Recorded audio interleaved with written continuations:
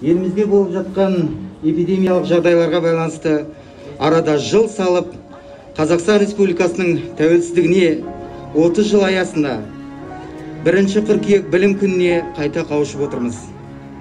Баршаңызды бүгінгі білім күнімен шын жүректен құттықтаймын. Еңбек ардагері Батыр ананың есім берілген білім ордасы өзінің кезекті шәкірттерін құшақ жая қарсы алғалы отыр. Бүгінде гимназиямыздың мәртебесі мен мерейі тек Алматы қаласында емес, республикамызға белгілі. Биылғы 2021-22 оқу жылында гимназиямызға 1000-ға жуық оқушымен бастау алуда.